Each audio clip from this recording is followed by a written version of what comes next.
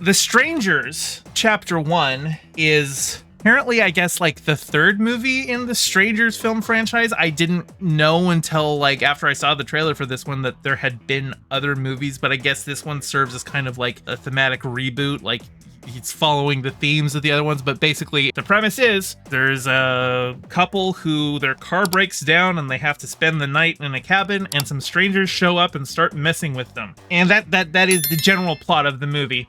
The tone of the movie is really oppressive, and it really doesn't let up at any point. The tension on the movie is like basically the dial doesn't go below like a 7. Like, you know, from 7 to 10, it's just always on. You're just always like feeling bad watching these people be tormented and tortured by, you know, these strangers whose motivations we never learn. They're just wearing masks and they're just there to mess with and try and kill people.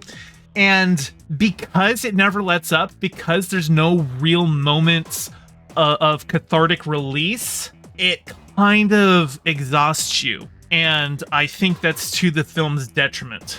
I think because there's no real moments of reprieve in the movie, it's just always on. You're just always like, oh God, what are they going to have? What's going to happen to them next? What are they going to do next? Once you get to the climax of the film, I feel like it doesn't hit as hard as it could because you have been emotionally exhausted by that point.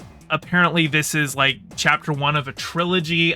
When is chapter 2 coming out? It's expected to release later this year. I don't know. I'll see it, but I don't really know that like this film itself is strong enough to be like, oh yeah, we're going for it. We're doing a trilogy right now. It's just, I don't know. It's a film that you just kind of feel tense and bad the whole time without ever letting up. And because you don't really have that variation, you don't have the release, I think it robs it of its impact.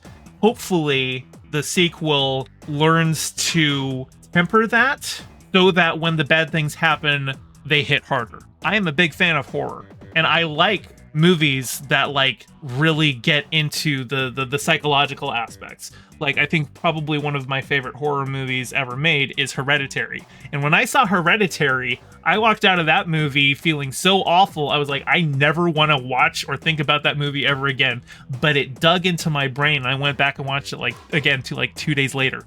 And I think that this movie, well, it's nowhere near as grand or with as strong performances as Hereditary. I feel like it had the potential for that level of like dread and like psychological terror and just like making you feel awful. But because it doesn't let up the entire movie, it just kind of exhausts you to the point where it doesn't hit as hard as it could.